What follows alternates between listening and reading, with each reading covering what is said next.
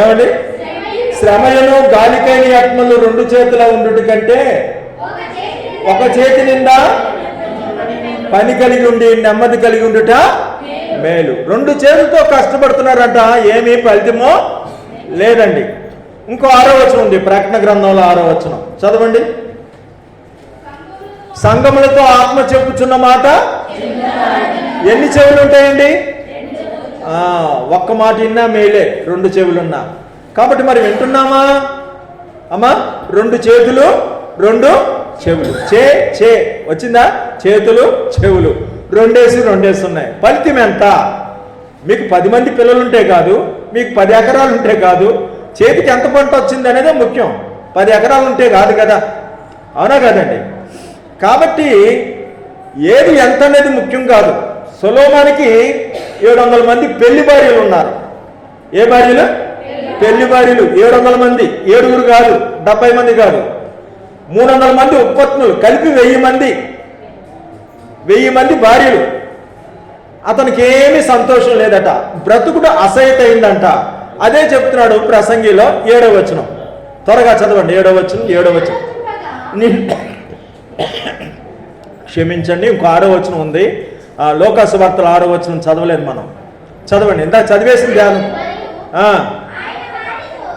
ఆయన వారితో ఈ ఉపమానం చెప్పెను. ఏమండి? ఉండి పర్లేదు. ఒక మనిషిని ద్రాక్ష తోటలో అంజురుపు చెట్టు నాటబడి ఉన్నది. అతడు దాని పండ్లు వెతికి వచ్చినప్పుడు ఏమీయో దొరకలేదు. హల్లెలూయా.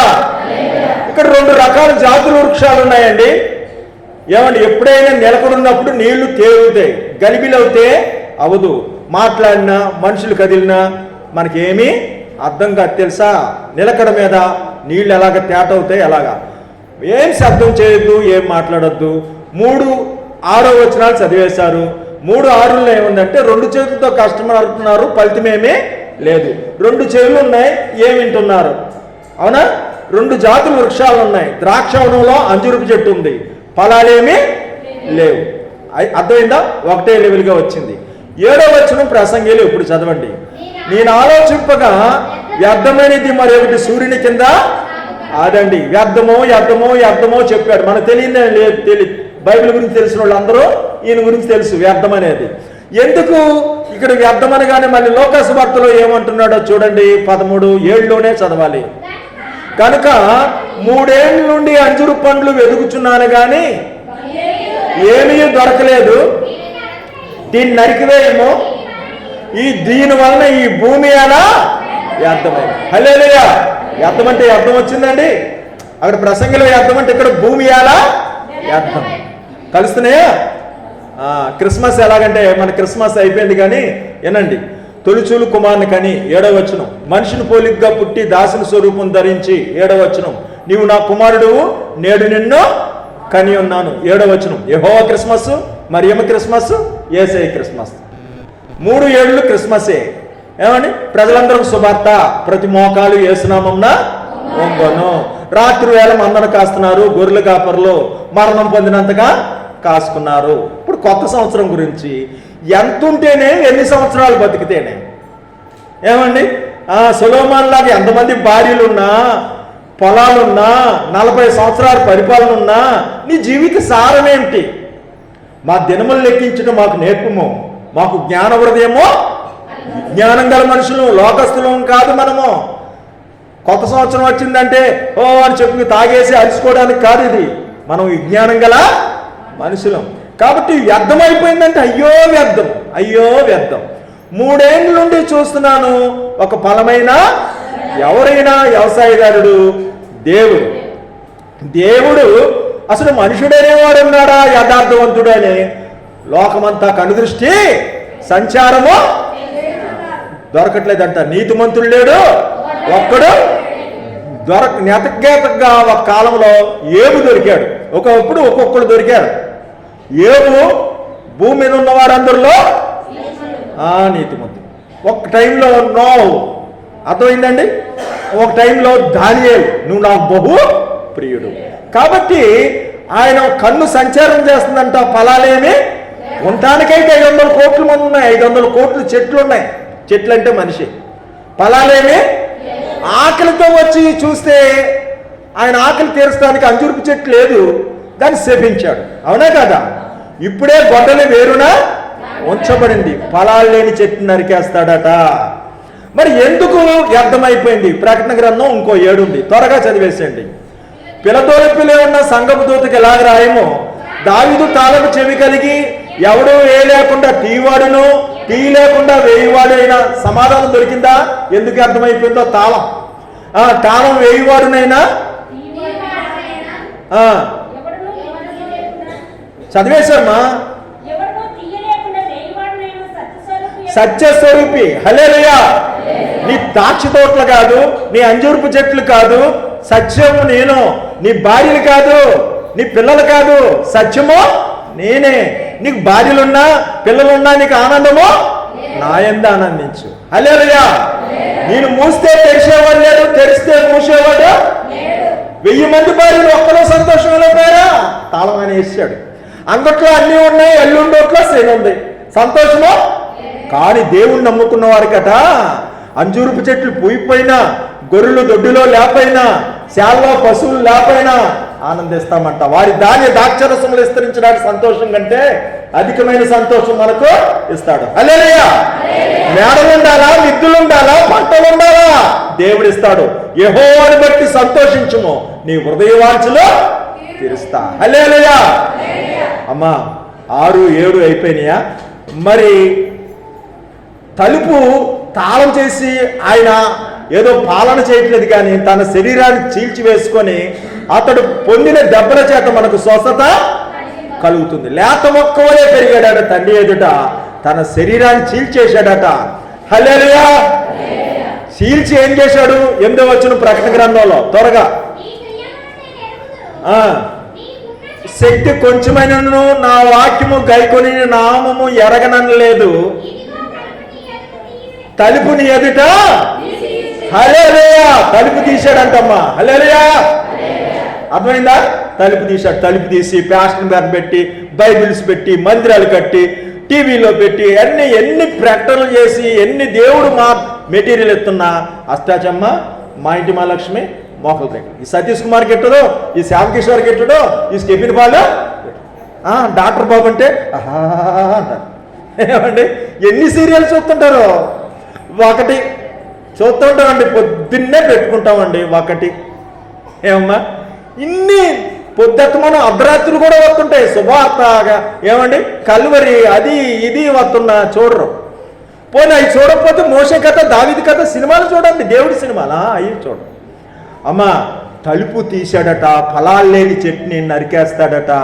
తలుపు తీసి అరే ఇంత నా కుమారుని పంపి అరే మేలు పొందుతారనుకుంటే వారు మారు మనసు. కౌలుకిస్తే కౌలు తిరుగుబాటు చేసి వచ్చిన వారిని ఏం చేశారు? కొట్టారు, చంపేశారు. నా ద్రాక్ష తోట విషయంలో నాకు న్యాయమో తీర్చరా? నిక్కమైన ద్రాక్షవల్లి తీసుకొచ్చేసాను, సత్తుగల భూమిలో రాళ్ళన్నీ తీసి వేశాను.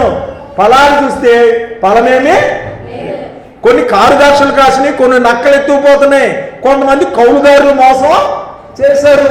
నా ద్రాక్ష తోట విషయంలో నాకు న్యాయం తీర్చరా అంటుంటే నరికేస్తాను అని ఇక్కడ వ్యవసాయదారుడు కోపం వస్తే మళ్ళీ తోటమాలి ఏమండి తన శరీరాన్ని చీల్చుకొని మనకు తలుపు తీసిందే గాక 8వ వచనం, నీకు తలుపు తీసాడంటే సానుకూల్పం. నీ గర్భఫలం కానీ, నీ వివాహం కానీ, నీ అప్పు తీరడం కాసింది, నీ ఉద్యోగం కోసం కానీ తలుపు తీస్తాడు. తట్టుడే నీకు. ఇక లోకాసు వార్తలు 8వ వచనం ఏం చేస్తున్నాడు? సానుకూలం. అయితే వాడు అయ్యా దాని చుట్టూ తవ్వి ఎరువు వేయమట్టుకు ఈ సంవత్సరం కూడా. అమ్మా ఏది మనకు ఆఖరి సంవత్సరమో, ఇది నాకు ఆఖరి సంవత్సరమేమో, ఇది నీకు ఆఖరి సంవత్సరమేమో. సహోదరుడా సహోదరి, ఇందులో ఇంతమంది ఉన్నారు కదా, 3 4 వచ్చే సంవత్సరానికి ఉండరు కదా, అవునా కదా? ఆ లాటరీ ఎవరికి? ఏమండి చనిపోతే దగ్గర నా మట్టి అయితే బ్రతుకుట క్రీస్తు, చావైతే దేవుని స్తోత్రం. కాబట్టి అండి ఇదిగో దాని చుట్టూ ఎరువే మట్టుకు ఈ సంవత్సరం కూడా ఉండని. ఈ రకంగా నువ్వు ఒంటరి అనుకుంటున్నావు, కానీ సత్యం తెలిసిన దావీదు, 8 మంది భార్యలు గల దావీదు ఆకాశమందు నువ్వు తప్ప నాకు ఎవరున్నారు అంటాడు. అదే 8వ వచనం ప్రసంగిలో. ఒంటరిగా ఉన్న ఒకడు కలడు, జతగాడు లేడు, కుమారుడు లేడు. ఎవరి నిమిత్తం కష్టపడుతున్నావు? నీ నిమిత్తము ఎవరు ప్రాణం పెట్టేవాళ్ళు లేరు, కానీ నీ కోసం ప్రాణం పెట్టి తండ్రి కుడిపార్శ్వన విజ్ఞాపన చేసి ఆయుష్ ఇస్తున్నాడు. హల్లెలూయా. నువ్వు ఒంటరి కాదు, దేవుడు మనకు తోడండి. దేవుని స్తోత్రం. ఇలాగా కలుస్తాయండి. కానీ నాకు చెప్పవలసిన చాలా ముఖ్యమైన వచనాలు ఉన్నాయి. 1వ వచనాలు నేను చదివేస్తాను. చూడండి, చదవండి, ఎవరైనా ప్రయత్నం చేయండి. 1వ వచనం ప్రసంగిలో సూర్యుని కింద చదువుతున్నాను చూడండి. సూర్యుని కింద అన్యాయం జరుగుతుందంట, బాధింపబడి వారు ఆదరించే దిక్కులేక కన్నీళ్లు విడుస్తున్నారంట, వారిని ఆదరించేవాడు ఎవడు లేడంట, బాధ పెట్టేవాడు బలవంతుడు కనుక ఆదరించేవాడు ఎవడు లేడంట. లోకసువార్తలో 1వ వచనం, పిలాతు ఆ దేశంలో కొందరు రక్తము బలులతో కలిపి. దేవుని స్తోత్రం. ఏంటండి? పిలాతు ఎవరు? బలవంతుడు. అక్కడ బాధ పెట్టేవాడు బలవంతుడు అంటే ఇక్కడ పిలాతు. అన్యాయం జరిగిందని అక్కడ చెప్తున్నాడు. చూసుకోండి కావస్తే. ప్రసంగిలు ఏమన్నాడండి? ఒకసారి చదవండి 1వ వచనం చదవండి.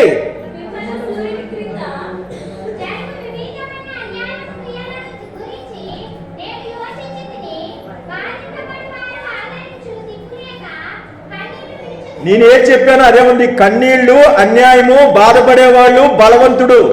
అదే విషయం ఇక్కడ వచ్చింది. పిలాతు బలవంతుడు, బాధపడేవాళ్ళు గలలీలు, అన్యాయం బలి ఇవ్వడం. అన్యాయం అన్నాడు అక్కడ, బలిచ్చారన్నమాట. మనిషిని బలి ఇవ్వడం అన్యాయం కాదా? అర్థమైందండి? కలిసింది.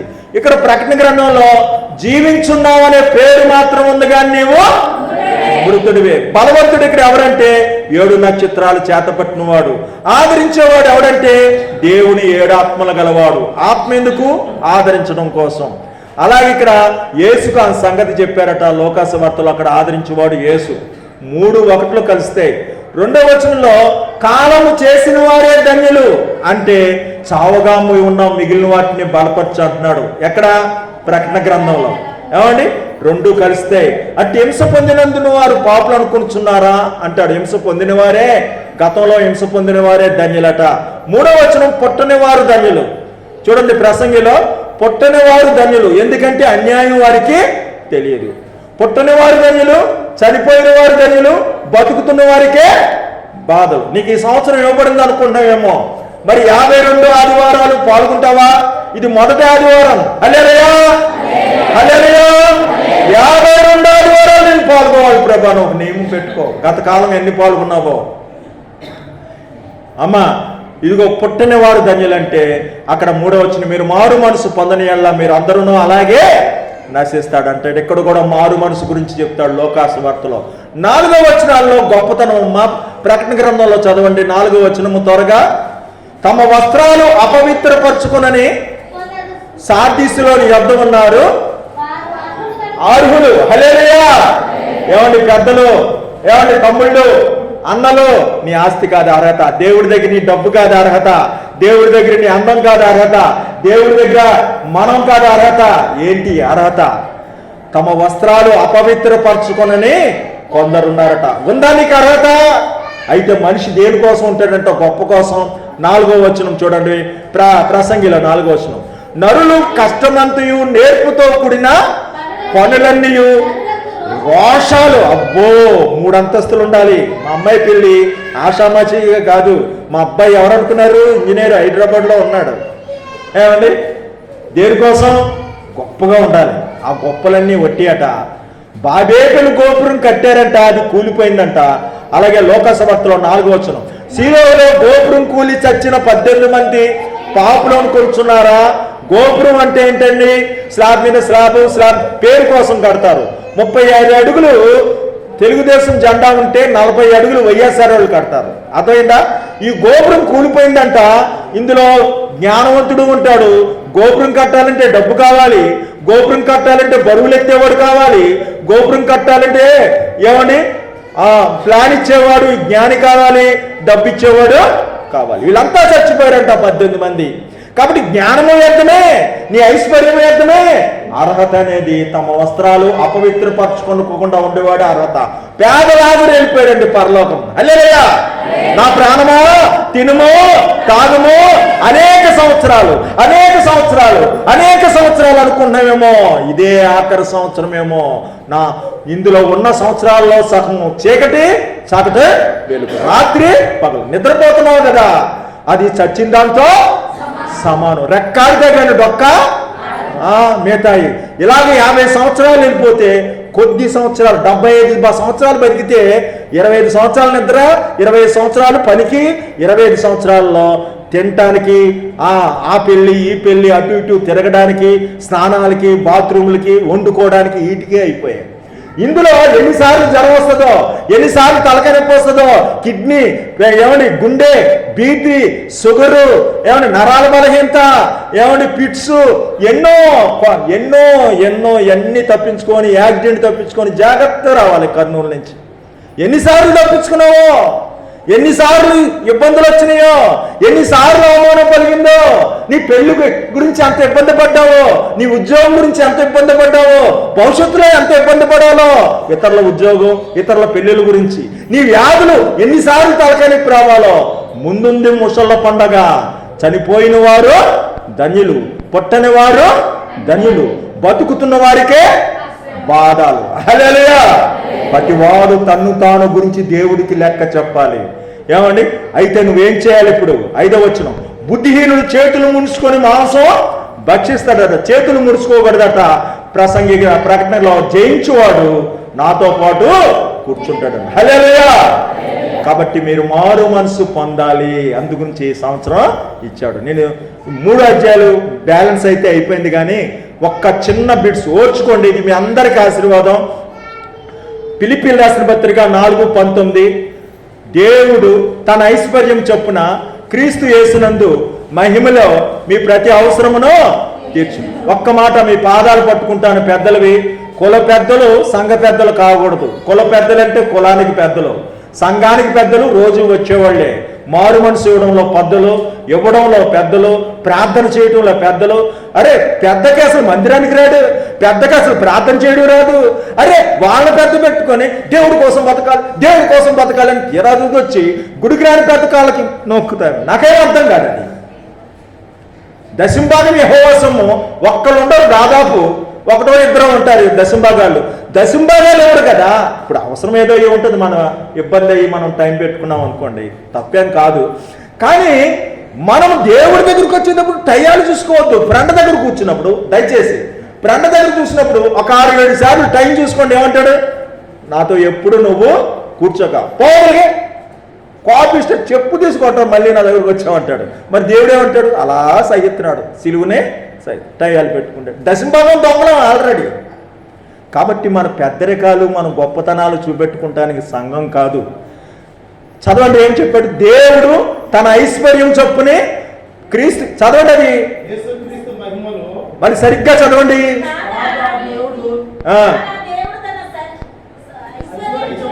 సరిగ్గా చదవాలి, అది సరిగ్గా చదవట్లా. అది తన ఐశ్వర్యం ఉంది. ఐశ్వర్యం అని లేదు అక్కడ. తన ఐశ్వర్యం ఉందా? ఐశ్వర్యం ఉందా? అది కువైట్లో డాలర్ ఎవరు? కువైట్లో ఏమండి రూపాయి ఎవరు? దేనారమే ఇవ్వాలి. అమెరికాలో డాలర్ ఇవ్వాలి, అక్కడ దేనారం ఎవరు? అర్థమైందండి? ఇక్కడ ఏమి ఇవ్వాలి? రూపాయి. ఎవరి ఐశ్వర్యం వాడిదే. దేవుడికి ఒక ఐశ్వర్యం ఉందంట, అది లేకే మనం దరిద్రులు అవుతున్నామంట. అది లేకే ధనవంతుడిని వదిలేశాడు దేవుడు. అందుగురించి అది లేకే ధనవంతుడిని తిట్టాడు. దరిద్రుడు, దిక్కుమాలివాడు, దౌర్భాగ్యుడు. ఎందుకు తిట్టాడు తెలుసా? ఈ ఐశ్వర్యం లేదట. అదే యెషయా గ్రంథం 33:6. ఏమర్పించి దేవుణ్ణి ఆరాధన చేస్తాం? బూతులు, పోకిరి మాటలు, అల్లరితో కూడిన ఆటపాటలు, భేదాలు, గొడవలు, మత్సరము. ఇయా మనలో ఫలాలు. ముళ్ళ చెట్టు నేను రాజరికం కోరుకుంది, ద్రాక్ష చెట్టు రాజరికం కోళ్ళ. ఏమండి? అంజరుపు చెట్టు రాజరికమో కోళ్ళ, ఒలివ చెట్టు రాజరికమో నేను ఫలిస్తాను అబ్బాయి. ఈ పెద్దల డ్యూటీ నాకు. కాబట్టి అండి, పెద్దల డ్యూటీ అని పెద్దల్ని విమర్శించడం కాదు, తప్పది. ప్రభునందు ప్రయాస వ్యర్థమో కాదు. ఎవరైనా దేవుని ప్రేమిస్తే దేవునికి ఎరికే. ఇంకో రాసం చెప్పనా, మేము పెరిగిన సంఘంలో పెద్దలే ఉండరు. ఉండండి పెద్దలు, పాత నిబంధనలో పెద్దలు ఉన్నారు, వాళ్ళు ఆస్తులు ఇచ్చుకున్న పెద్దలు, దాంతో పోల్చకూడదు. వాళ్ళు ఆస్తులు ఇచ్చుకున్న పెద్దలు, గుడికి రాని పెద్దలు వీళ్ళు. ఏమని ఒక్క మాట, దేవుని స్తోత్రం.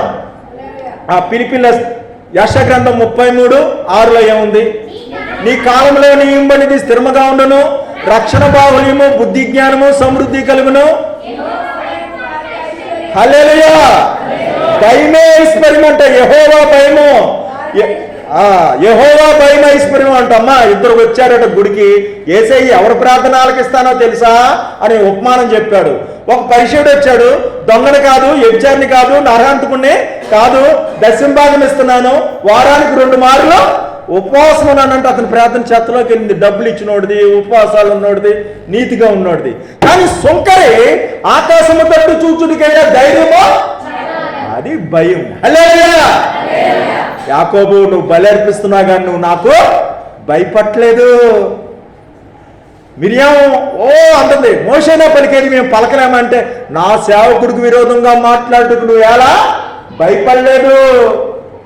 ఎవడు నా మాట విని వణుకునో వానినే దృష్టిస్తా. హల్లెలూయా. దేవుడు మందిరానికి వచ్చినప్పుడు ప్రవర్తన ఎలా ఉండాలి? అది భయం ఇవ్వడం మాట. ఎందుకంటే ఏదో అంటారులే సైలెంట్గా ఉండాలని కాదు, భయం ఇస్తున్నావు అప్పుడు. హల్లెలూయా. నా గొర్రెలు నా స్వరము భయం ఉంటుంది వాళ్ళకి.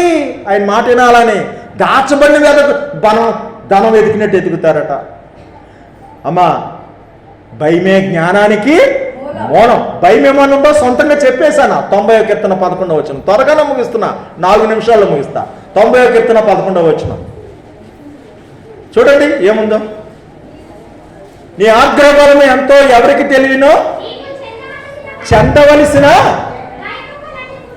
అది చెందవలసింది భయం అంటాము. మళ్ళీ ఇక్కడ ఉంది, భయం ఐశ్వర్యం అన్నాడా? దేవుడు తన ఐశ్వర్యం చొప్పునన్నాడా? ఆయన దగ్గర త్రాసు ఉంటుంది మాట, మిషను. మెనే టెకేల్ అంటాడు. న్యాయమైన త్రాసులో తూచును కాక అంటాడు. అదే ఫింగర్ ప్రింట్ పెడితే దొంగోళమో మంచోళమో ఏ బ్యాంకుల్లో అప్పులు చేసామో వచ్చేద్ది. అలానే దేవుడి దగ్గర త్రాసులో అన్నీ వస్తాయి. కన్నీళ్లు లెక్కించాడు, తల వెంట్రుకలు లెక్కించాడు, నీ సంచారాలు లెక్కించాడు, అన్నీ లెక్కే. ప్రతివారు తన గురించి దేవుడికి లెక్క 5 తలాంతులు, 2 తలాంతులు, 1 తలాంతుడు. 1 తలాంతుడు తినేసేలా ఉన్నది ఉన్నట్టు ఇచ్చాడు. అయినా చీకటి కొట్టులో పడ్డాడు. పని చేయకపోతే ఎక్కువ మాటలు మాట్లాడాడు. నీవు చెప్పిన మాట చొప్పున నోటికి కళ్ళెం పెట్టుకోవాలి. హల్లెలూయా. అమ్మా, భయం ఇవ్వాలని ఉంది ఇక్కడ. భయం ఇచ్చిన వారు ఏమయ్యారు? అపోస్తుల కార్యాలు 2:43. అయ్యవారికి చాలు 5 వారాలు, పిల్లవారికి చాలు పప్పు బెల్లాలు, దేవుడికి కావాల్సింది భయం. అప్పుడు ప్రతివారికి భయం కలిగిన మహత్కార్యాలు. హల్లెలూయా. మహత్కార్యాలు నీకు జరగట్లేదంటే అదే కారణం. మహత్కార్యాలు, సూచక క్రియలు అనేకం ఉందా? ఒకటుందా? అనేక మహత్కార్యాలు, సూచక్రియలు నీకు జరగాలంటే భయం ఉండాలి. హల్లెలూయా. చివరగా కొలసీ 2:2 ఏమండి? కొలసీ 2:2లో గ్రహింపని ఐశ్వర్యం. సిలువ మీద దొంగ అంటున్నాడమ్మా. ఆ దొంగ తిడుతుంటే ఈ దొంగకు భయం వేస్తుంది. ఏమంటున్నాడు? ఆయన తిడుతుంటే ఏమంటున్నాడు? నువ్వు దేవుడికి భయపడవా? ఆయన తిడితే తిట్టిన నేను కాదుగా తిట్టింది అంటున్నాడా? ఆయన తిట్టుకొని నేను కాదుగా తిట్టింది, నేను తిడితే నన్ను దేవుడు శిక్షిస్తాడు అన్నాడా? ఎమ్మటే అందుకున్నాడు, నువ్వు దేవుడికి భయపడవా అన్నాడు. ఆయనకు తిడుతుంటే ఈయన భయం వేస్తుంది. ఎందుకు రా బాబు అలా తిడతావు? భయం ఉందమ్మా. గుమ్మలోకి వచ్చేసాడు యేసయ్య. శతాధిపతి బరిగెట్టుకొచ్చాడు, నా ఇంటికి వస్తానికి నేను యోగ్యుణ్ణి కాను. భయపడ్డాడు. ఏమన్నా చదవండి, అది కొలసీ 2 చదువుకొని ముగించుకుందాం. కొలసీ 2:2 మీ కొరకు లవదేవర కొరకు ఎంతగా పోరాడుచున్నానో మీరు తెలుసుకొని కోరుచున్నాను. వారి ప్రేమ యందు అతకబడి సంపూర్ణ గ్రహింపు యొక్క సకల ఐశ్వర్యం. ఇక్కడ గ్రహింపు అని ఐశ్వర్యం. హల్లెలూయా. హల్లెలూయా. సుంకరి గ్రహింపుతో నేనంత దౌర్భాగ్యుణ్ణని ఏడ్చాడండి. హల్లెలూయా. ఎంత దౌర్భాగ్యం ఎడుతూ పరిశుడు తన గ్రహింపు తనకు లేదు, పక్కనోడు అంటే గ్రహించాడు. భయం లేదంటే ఉదాహరణ ఏంటో తెలుసా? సూటిపోటు ఈ సొంకర వలే భయం లేదు. సూటిపోటు మాటలు పక్కన వాళ్ళు నీతుంటేనే భయం లేదు, మొత్తం చెత్తపుట్లోకి వెళ్ళాడు. సూటుపోటు మాట్లాంటావా? నీ ప్రార్థన అంతా వ్యర్థమే. ఏమండి, మన గ్రహింపు మనకు కలగాలి. దేవుని స్తోత్రం. నేను ఒకడు రమ్మంటే వస్తాడు, నా చేతి కింద 100 మంది పోలీసులు ఉన్నారు. ఒకడు పొమ్మంటే పోతాడు. నువ్వు మాట మాత్రం సెలవిస్తే నా ఇంటికి స్వస్థత వస్తుంది. దేవుని స్తోత్రం. నా ఇంటికి వస్తానికి నేను యోగ్యుణ్ణి భయపడుతున్నాను. భయము గ్రహింపు ఉన్నాయి శతాధిపతిలో. శిలువ మీద దొంగ, మనకైతే ఇది న్యాయమే, ఈ నే పాపమో అది. నువ్వు దేవుడికి భయపడవా? అయ్యా నీ రాజ్యంతో వచ్చినప్పుడు నన్ను అది భయము గ్రహింపు ఎవరికున్నాయి? లాజరుకు ఉందన్నమాట. ఆ గ్రహింపుతో ధనవంతుడి కోసం ప్రార్థన చేశాడట. ప్రభువా పాపం తెలియదానికి ఈ గ్రహింపు లేదు నాయన అని ప్రార్థన చేసేవాడంట ధనవంతుడి గురించి. మనమైతే వాళ్ళకున్నట్టు ఉంగరాలు లేవు, వాళ్ళకున్నట్టు ఏమీ లేవు, ఎందుకు వచ్చింది బతుకు, కుక్కలో చిప్పుల్లో ఎలా సనగకుడి. ఎల్లప్పుడూ ఏబు యెహోవా అన్యాయం చేశాడని చెప్పలేదట. కాబట్టి ఎల్లప్పుడూ స్తుతించాలి, అప్పుడు అద్భుతాలు మనకు జరుగుతాయి. దేవుని స్తోత్రం. ఫలించి అభివృద్ధి చెందండి. ఇస్సాకు ఆ సంవత్సరం వంటి విత్తనం వేసి 100కి 100 ఫలించాడు. మనం ఫలిద్దాం. హల్లెలూయా. ఫలాలు లేని చెట్టుని అయినా చేపిస్తున్నాడు, ఫలాలు లేని చెట్టుని నరికేస్తానన్నాడు. ఈ సంవత్సరం కూడా మనకి ఇచ్చాడు ఆయుస్సు ఫలించమని. ఫలిద్దాం, ప్రార్థన చేసుకుందాం. మహోన్నతుడు, సర్వశక్తివంతుడు, సర్వాధికారి, దుష్టుల ఆలోచన చొప్పున నడవక, పాపుల మార్గాన్ని నిలవక, అపాసులు కూర్చుండు చోటున కూర్చుండక అని చెప్పేవద్దండి. అలాగే ఆనందించి వారే ఆకువాడక తమ కాలమందు ఫలమిచ్చు చెట్టు వలె ఉంటారని. నీ లోగిటి నీ భార్య ఫలించు ద్రాక్ష వలె అన్నావు. పిల్లలు భోజన బల చుట్టూ ఒలివ ముక్కలు అన్నావు తండ్రి. అయ్యా తుమ్మకర్రతో మందసం చేయాలంటున్నావు. అయ్యా నువ్వు తుమ్మకర్రనే కోరావు, ముళ్ళకర్రనే. అయ్యా తుమ్మ చెట్టు నేను రాజకీయం చేస్తానంటే నువ్వు తుమ్మ చెట్టునే కోడుకొని మందిరంలో పెట్టుకున్నావు. తుమ్మకర్రతో మందసం, తుమ్మకర్రతో దీపస్తంభం, అయ్యా చిత్రి పెట్టి ముళ్ళన్నీ చెక్కేసావు. నేను తుమ్మకర్రని తండ్రి, దౌర్భాగ్యుని తండ్రి, నాలో ముళ్ళన్నీ చెక్కివేసి అయ్యా చక్కగా నైసీగా చేసి అయ్యా నీ ఉపకరణంగా వాడుకుంటున్నందుకు వందనాలు, స్తోత్రాలు. ఇంకా అనేకులు అయ్యా ఫలాలు లేని చెట్లుగా ఉన్న వారిని దర్శించి ఫలించే చెట్లుగా చేయండి. ఇగో ఏ బిడ్డకి ఏ కొద్ది ఉందో, ఉద్యోగాలు లేని వారికి ఉద్యోగం దయచేయండి. వివాహాలు కావాల్సిన వారికి మధ్యవర్తిగా ఉండి వివాహాలు జరిగించండి. తాళం చెవి నీ చేతిలో ఉంది. ఎవరికి శాంతి లేదో, ఎవరికి సంతోషం లేదో వారికి శాంతి సంతోషం దయచేయండి. తాగుడు బలహీనత నుంచి విడిపించండి. అప్పులు తీర్చండి. ఇంటి నిర్మాణాల్లో మీరుండండి. దీర్ఘకాల అనారోగ్యాలను ముట్టండి. భార్యాభర్తల మధ్యన అన్యోన్యత దయచేయండి. చదువుల్లో దీవెన దయచేయండి. పొలంలో దీవించండి, ఇంట్లో దీవించండి. అయ్యా 52 ఆదివారాలు ఇది మొదలుకొని పాల్గొనటానికి కృపానుగ్రహించండి. అయ్యా యెహోవా కొరకు ఎదురు చూచువారు నూతన బలం పొందుతారన్న. అయ్యా నీ వైపు చూస్తుండగా బలం దయచేయమని, ఏ మనిషికి ఏ కొద్ది ఉందో వారి అవసరాలు తీర్చమని. అయ్యా రొక్కరొక్కలేస్తే మన బిడ్డను ముట్టి స్వస్థపరిచి మంచి మారు మనసు దయచి నా దేన పరిచర్య తోడుకోండి. ఇక్కడ ఎవరికి ఏ కొద్ది ఉందో సేవకుణ్ణి, జరగబోయే కార్యక్రమం, జరగబోయే సంస్కారాన్ని ప్రతివాడు తాను గురించి పరిశీలన చేసుకోమన్నావు. తిండిపోతు అయిన ఎల్ల గొంతుకు కత్తి పెట్టుకోమన్నావు తండ్రి. నీ రొట్టె ద్రాక్షరసంలో పాలు పొందుతుండగా ప్రతి ఒక్కరికి పరిశీలన చేసుకుని తీసుకునేవారిగా చేయండి. ఎవరు ఎనజారనే వద్దు, కృపజోపండి. యేసుక్రీస్తు నామమున వేడుకొంచున్నాం పరమ తండ్రి, ఆమేన్.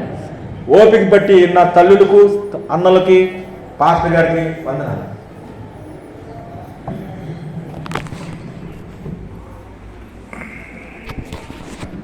మంచి సందేశం